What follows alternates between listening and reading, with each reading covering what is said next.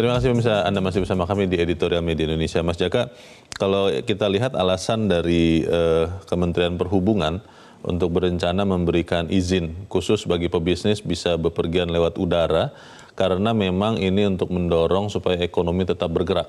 Ya. Nah, kalau kita melihat itu, kalau kita berbaik sangka bahwa petugas yang berhak memberikan izin itu benar-benar ketat, benar-benar bisa dipercaya, sebetulnya kan bagus juga. Bagaimana Mas Eka? Ya, saya pikir pertama, apakah pebisnis itu harus pergi kemana-mana?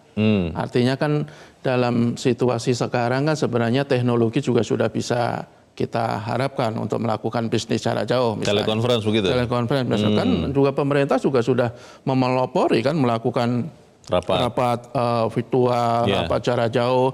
Jadi kenapa harus pebisnis itu harus berpergian ke daerah-daerah lain? Katanya supaya melihat langsung kalau misalnya mau membeli sesuatu, mesin atau deal bisnis, tidak afdol kalau telekonferensi, katanya begitu Mas? Ya, saya pikir dalam situasi seperti ini, hal-hal seperti itu tidak perlu kita berikan perlakuan khusus lah ya. Artinya fokus kita adalah bagaimana memutus mata rantai COVID-19. Ketika semua upaya sudah dilakukan oleh pemerintah, ketika rakyat juga diminta untuk melakukan social distancing, bekerja dari rumah, belajar dari rumah, beribadah di rumah, pebisnis diberikan perlakuan khusus untuk bepergian. Bahkan ke daerah-daerah atau wilayah-wilayah yang zona merah atau sudah melakukan PSBB. Sementara kalau kita lihat warga biasa betul-betul dijaga ketat untuk tidak melakukan mudik. Saya pikir ini perlakuan-perlakuan yang tidak bagus dan saya takutnya justru akan kontraproduktif. Nantinya rakyat akan semakin justru tidak akan patuh juga karena melihat ada perlakuan-perlakuan khusus seperti ini. Saya pikir, dan ini kan sebenarnya bukan kali pertama ya, sebelumnya waktu ada PSBB di wilayah Jakarta misalnya. Ketika Permenkes sudah melarang ojek online untuk membawa penumpang, tiba-tiba juga Kementerian Perhubungan memberikan izin untuk bagi ojek online meskipun dengan syarat-syarat tertentu, meskipun syarat-syarat itu juga sebenarnya sangat sulit untuk kita pastikan. Kemudian juga soal PSBB di Jakarta juga atau di wilayah Jabodetabek, ketika di aturan-aturan PSBB, perusahaan-perusahaan atau industri yang tidak dikecualikan tidak boleh beroperasi, tiba-tiba Kementerian Perindustrian memberikan izin. Artinya kan kebijakan-kebijakan yang ambigu dan saling bertolak belakang ini kan justru tidak bagus untuk bagi optimalisasi pelaksanaan PSBB. Itu bukannya sesuatu yang memang karena perkembangan kondisi ya Mas Eka? Karena mungkin di awal semuanya melihat bahwa semuanya harus berhenti. Tapi kemudian melihat perkembangan ketika ini kelihatannya sudah mulai terkendali nih karena PSBB, ekonomi kita sudah mulai menukik, harus dicoba diselamatkan nih, memberikan kesempatan-kesempatan seperti itu. Kalau begitu bagaimana? Ya, saya kira kembali lagi ketika kita berpikir bahwa melakukan dua hal yang bertolak belakang dalam saat yang bersamaan, dalam situasi yang darurat seperti ini, pertanyaan apakah kita bisa? Ya kan? Kalau kita lihat perkembangannya, salah satu cara paling efektif untuk memutus mata rantai COVID-19 itu kan adalah menjaga jarak sosial, menghindari kerumunan, menghindari perpindahan orang. Dan itu dulu menurut saya yang harus kita lakukan betul-betul. Soal nanti ekonomi, betul bahwa ekonomi kita juga tidak bisa membiarkan ambruk betul-betul kan, karena kedepannya kita juga memikirkan nasib rakyat. Tetapi saya pikir lebih bagus kita fokus ke upaya untuk PSBB, social distancing, daripada melakukan hal yang bersamaan yang sudah saling mengganggu. Ketika pemerintah membiarkan pebisnis bisa bepergian dengan angkutan udara, misalnya, itu kan jelas mengganggu pelaksanaan larangan mudik. Yang nanti ya sekali lagi rakyat mungkin akan berpikir kok ada perlakuan yang berbeda dengan para pebisnis dengan warga-warga biasa misalnya. Tapi kalau seandainya memang benar-benar kita asumsikan ya Mas Eka ya, bahwa petugas atau pejabat yang berhak mengeluarkan dispensasi, kita katakan begitulah secara umum, itu benar-benar bisa dipercaya, benar-benar ketat, selektif. Kemudian pebisnis yang mendapatkan dispensasi ini benar-benar juga menjaga kemungkinan dia menjadi carrier pembawa virus ini, bisa tidak?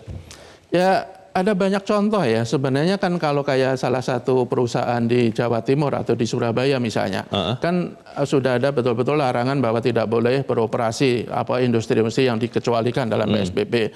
Mereka tetap beroperasi dengan alasan untuk menjaga produksi dan agar karyawannya tidak menganggur, tidak kehilangan penghasilan. Tapi dampaknya ada yang terkena dan akhirnya menjadi klaster baru. Sebenarnya kan hal-hal seperti ini yang kita hindari, kita prihatin sebentar, kita menanggung persoalan yang berat ini dalam waktu yang cepat daripada nantinya persoalan akan jauh lebih berat. Saya pikir kan belakangan sudah mulai bagus ya perkembangan jumlah yang positif meskipun masih bertambah, tapi kan udah mulai menurun. Saya pikir ketika tidak ada kedisiplinan, ketika tidak ada konsistensi, ya saya takutnya nanti akan naik lagi. Kita nanti di bagian berikut akan bertanya juga kepada masyarakat, Mas Jaka, bagaimana mereka melihat tabiat ini. Tapi kita harus jeda dahulu dan pemirsa tetap bersama kami. Editorial Media Indonesia segera kembali.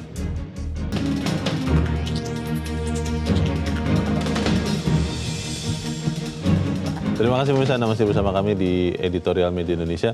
Mas Jaka, kita coba dengarkan dulu Mas, bagaimana masyarakat melihat apakah memang terlihat ada tabiat inkonsisten. Kita saat ini sudah terhubung dengan pemirsa Metro TV di Surakarta, Jawa Tengah.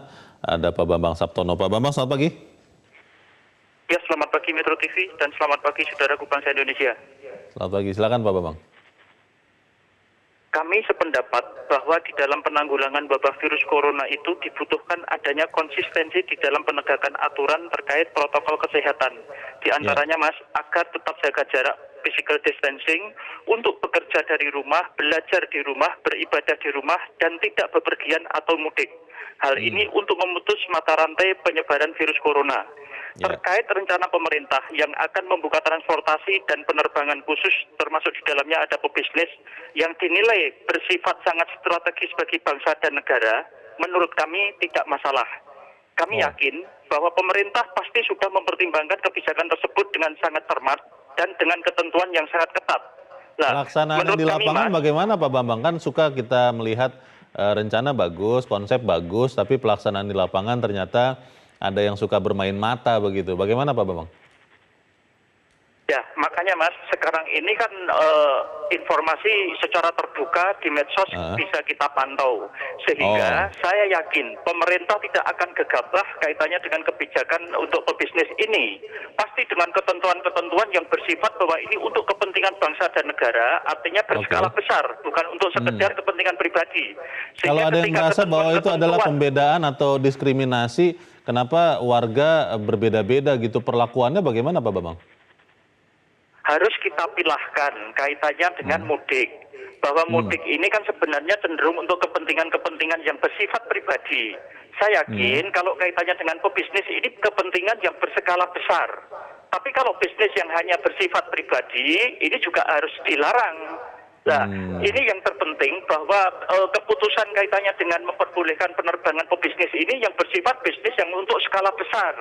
Ini untuk menopang penyelamatan kaitannya perekonomian yang ada di Indonesia. Tidak bisa lewat teknologi seperti telekonferensi begitu Pak Bambang, karena kan kalau kita lihat presiden saja sidang kabinet itu sudah pakai teknologi dan berjalan kok, pemerintahan tetap berjalan. Apakah pebisnis lebih urgent untuk secara fisik pindah tempat begitu Pak Bambang?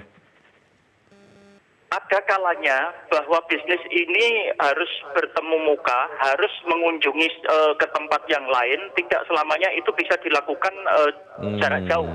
Nah, sehingga prinsipnya Mas, bahwa dalam keputusan nanti, kebijakan nanti, yang terpenting ketentuan itu bersifat untuk kepentingan bangsa dan negara atau skala yang besar. Kita jaga itu ya.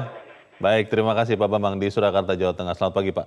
Di belakang Pak Bambang ada Pak Sabam Tambunan di Medan, Sumatera Utara. Pak Sabam, selamat pagi. Selamat pagi. Selamat pagi Media Indonesia. Ya, silakan Pak Sabam. Jadi yang pertama, obat mujarab untuk memotong rantai penularan virus corona ini adalah memang PSBB. Jadi pemerintah memang sudah melaksanakan itu dengan social distancing, physical distancing. Kalau memang mau berapapun kebijakan pemerintah, kalau memang pemerintahnya tidak konsisten, jangan diharapkan rakyat ini bisa konsisten. Jadi harus sama dulu tujuan kita, tujuan pemerintah, tujuan masyarakat itu kita harus bagaimana supaya kita bebas dari virus ini. Salah satunya adalah yang diambil pemerintah adalah dengan PSBB. Jadi sekarang ini kalau ada kebijakan-kebijakan daripada pemerintah, dilanggar pemerintah juga, jangan harapkan rakyat ini bisa berdisiplin. Itu yang pertama, Bung Leo. Baru yang kedua,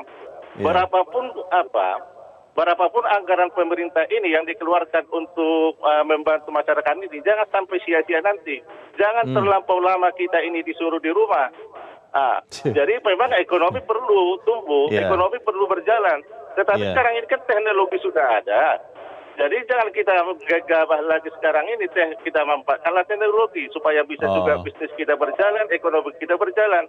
Jadi kalau kebijakan untuk boleh terbang itu tetap berjalan untuk khusus pebisnis, bagaimana itu Pak Sabam? Kalau memang betul-betul itu adalah untuk bisnis yang memang betul-betul dibutuhkan untuk ketahanan pangan daripada Indonesia, ekonomi, ya. Kita berikan aja dispensasi. Tetapi memang betul-betul. Tapi jangan ada main mata. Iya. Oke, jadi terima kasih. Sekarang ini kan main matanya ini yang kita takutkan nanti. Yang ini dikasih, yang lainnya juga mengikut. Nanti mengikut ya, minta juga ya. Baik, terima kasih Pak Sabam Tambunan di Medan, Sumatera Utara. Selamat pagi Pak. Di belakang Pak Sabam ada Pak Sunoto di Cirebon, Jawa Barat. Pak Sunoto, selamat pagi Pak. Selamat pagi Bang Leo dan Kang Jaka. Selamat pagi Pak. Kalau bicara itu yang pertama adalah logika dasarnya bahwa corona ini karakternya itu sangat konsisten. Jadi kita melawannya juga harus konsisten. Itu logika yang paling mendasar. Tidak ada itu pengecualian-pengecualian. Yang kedua, konsisten dalam menerapkan skala prioritas. Bahwa nyawa rakyat itu adalah segalanya. Soal bisnis, saya juga orang pebisnis, ya kan. Untuk seminggu 2 minggu tuh nggak ada masalah, Kang Jaka. Bahkan di waktu itu kami bisa melakukan pembenahan. Stop total. Kalau ada pengecualian, Anda kayak nggak tahu sendiri bangsa kita itu. Main mata, main sikut dan lain sebagainya. Nggak ada. Silaturahim ya Pak biasanya Pak ya. Kenapa? Bisa silaturahim begitu ya untuk tidak membengkokkan peraturan tapi ya tahu-tahu sama tahu begitu ya Pak Sunoto ya. Iya, terus juga harus konsisten menggunakan keilmuan, kan? Seperti social engineering, finance engineeringnya dipakai. Jadi jangan ada lagi pengecualian karena apa? Yang nomor satu adalah keselamatan rakyat itu adalah merupakan sesuatu yang utama dan pertama. Terima kasih. Baik, terima kasih Pak Sunoto di Cirebon, Jawa Barat. Selamat pagi Pak. Mas Jaka, ada yang mendukung, ada yang mengatakan ya tidak usah. Bagaimana nih? Iya, saya pikir kalau pebisnis yang betul-betul terkait dengan upaya di bidang kesehatan misalnya itu memang boleh. Artinya atau kan kemarin kan Permen Hub nomor 25 2020 itu kan ada pengecualian juga kan untuk angkutan transportasi itu umpamanya dia TNI Polri, itu angkutan untuk lembaga pimpinan lembaga tinggi, kemudian juga untuk logistik, kargo, untuk pangan segala macam itu sudah ada pengecualian. Tapi kalau untuk pebisnis ini kan setahu saya baru menyusul gitu. Makanya kemarin ada rilis dari Lion itu katanya tanggal 3 Mei ini boleh terbang lagi dengan untuk mengangkut pebisnis. Meskipun juga ada syarat-syarat tertentu juga di situ harus mengikuti protokol kesehatan. Syarat-syarat ini juga yang dilakukan ketika ada Permen Hub untuk membolehkan ojek online mengangkut penumpang.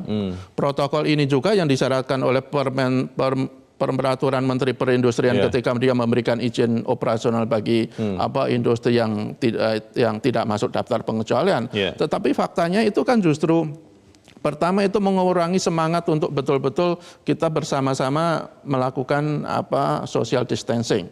Itu pertama berpengaruh. Kemudian juga justru mengurangi fokus aparat penegak di lapangan. Seperti dalam kemarin waktu industri di wilayah Jabodetabek misalnya, ketika penegak hukum itu sebenarnya bisa fokus bagaimana ikut mendisiplinkan masyarakat dengan cara-cara yang humanis misalnya, tetapi konsentrasinya juga terpecah. Mereka harus melakukan pengawasan atau sidak-sidak ke perusahaan-perusahaan, sampai terakhir itu Pak Doni Monardo, ketua gugus tugas, kalau tidak ada sudah ada sekitar 76 perusahaan yang harus disegel, lebih dari 1.000 yang mendapat peringatan. Sementara energi mereka sebenarnya bisa dilakukan untuk betul-betul bagaimana menyukseskan PSBB misalnya. Juga soal aturan soal transportasi ini sebenarnya kan mereka bisa fokus bagaimana agar benar-benar tidak ada atau seminimal mungkin ada perpindahan orang. Jadi sebaiknya konsisten saja begitu. Sebenarnya konsisten. Sekali lagi kalau pemerintah atau unsur di kalangan pemerintah itu tidak konsisten, ya kami khawatir rakyat lama-lama ya tidak konsisten juga, tidak disiplin juga. Itu kan jadi sangat buruk bagi upaya kita untuk melawan COVID-19. Kita mendorong ini semua untuk kebaikan bersama dan juga supaya COVID-19 ini bisa segera berakhir. Terima kasih Mas Jaka sudah hadir di tempat ini. Selamat pagi Mas. Pemirsa, setiap dari kita pasti berharap pandemi COVID-19 ini segera berakhir. Namun harapan itu akan menjadi pepesan kosong belaka kalau tidak ada langkah konsisten dari segenap elemen. Indonesia butuh kemampuan untuk mengatasi turbulensi dengan menampilkan konsistensi dengan kesatuan gerak antar elemen, baik antar instansi pemerintah ataupun antara pemerintah dengan warganya. Mari kita sama-sama berkorban untuk segera kita kembali pulih. Saya Leonard Samosir, terima kasih Anda sudah menyaksikan. Selamat pagi.